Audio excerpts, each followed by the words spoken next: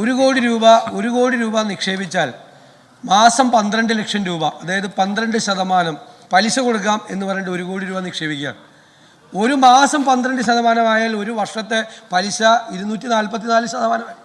244% പലിശ ഏത് സ്ഥാപനത്തിന് കൊടുക്കാൻ പറ്റും? കൊടുക്കാൻ പറ്റില്ല.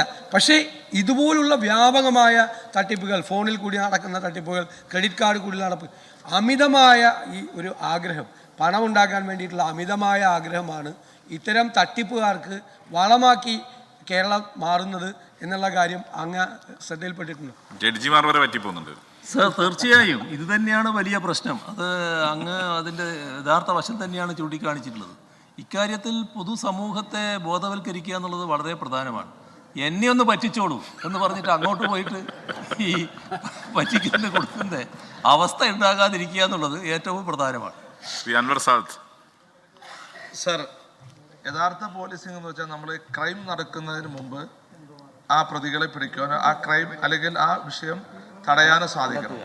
സാറേ, ഇന്ന് നമുക്കറിയാം നമ്മുടെ കേരളത്തിൽ നല്ല ഇൻ്റലിജൻസ് വിഭാഗമുണ്ട്, സ്പെഷ്യൽ ബ്രാഞ്ച് വിഭാഗമുണ്ട്. ഈ വിഭാഗങ്ങളൊക്കെ ഇങ്ങനെയുള്ള നമ്മുടെ ഇപ്പോൾ നിങ്ങൾ ബഹുമാനപ്പെട്ട പ്രതിപക്ഷ അത് മുഖ്യമന്ത്രി പറഞ്ഞ കൂട്ടി ഒത്തിരി തട്ടിപ്പുകൾ നമ്മുടെ കേരളത്തിൽ നടക്കുന്നത്. മലയാളികൾ ഇത് എത്ര പറഞ്ഞാലും പഠിക്കില്ല എന്ന് നമ്മൾ പറയാറുണ്ട്. അത് സംഭവിച്ചുകൊണ്ടിരിക്കുക. അപ്പോൾ ഇങ്ങനെയുള്ള ചില പദ്ധതികൾ അനൗൺസ് ചെയ്യുമ്പോൾ എന്തുകൊണ്ട് നമ്മുടെ ഇവിടുത്തെ ഇൻ്റലിജൻസ് വിഭാഗം, സ്പെഷ്യൽ ബ്രാഞ്ച് വിഭാഗം ഇത് നിരീക്ഷിച്ച് അത് കണ്ടുപിടിച്ച് അതിനെ തടയാനോ അതിന് ജനങ്ങൾ കൂടുതൽ അപകടത്തിലേക്ക് ചെന്ന് ചാടാതിരിക്കാനോ അത് എന്തുകൊണ്ട് ഈ സംവിധാനങ്ങൾക്ക് സാധിക്കുന്നില്ല? അത് നമുക്കൊന്നും കൂടി ഒന്ന് ഉഷാറാക്കി അവരെ കൂടുതൽ കാര്യക്ഷമമായി പ്രവർത്തിക്കാനുള്ള ഒരു നിർദ്ദേശം ഗവൺമെൻറ് അതിനുള്ള സംവിധാനങ്ങൾ ചെയ്യുമോ എന്നാണ് എൻ്റെ ബഹുമാനപ്പെട്ട മുഖ്യമന്ത്രി. സർ, ഈ കാര്യത്തിൽ അങ്ങ് നിരന്തരം ബന്ധപ്പെടുന്ന ഒരു പോലീസ് സൂപ്രണ്ടാണ് എൻ്റെ അടുത്ത് ആദ്യം ഇതൊരു സംശയകരമായ കാര്യമാണ് എന്ന് സൂചിപ്പിക്കുന്നത്. അപ്പോൾ ആവശ്യമായ കരുതൽ അവർ സ്വീകരിക്കുന്നുണ്ട്. പക്ഷേ നടപടിയിലേക്ക് കടക്കണമെങ്കിൽ അതുമായി ബന്ധപ്പെട്ട നിയമപരമായ വശങ്ങളുണ്ടല്ലോ. അതിൻ്റെ ശേഷം മാത്രമേ നടപടിയിലേക്ക് കടക്കാൻ പറ്റൂ. ആദ്യം തന്നെ അദ്ദേഹം എന്നോട് സൂചിപ്പിക്കുക, ഇങ്ങനൊരു കാര്യം നടക്കുന്നുണ്ട്, ഈ ഭാഗത്താണ് നിങ്ങളെ ആ ഭാഗം എല്ലാം കൂടി ചേർന്നതാണ്,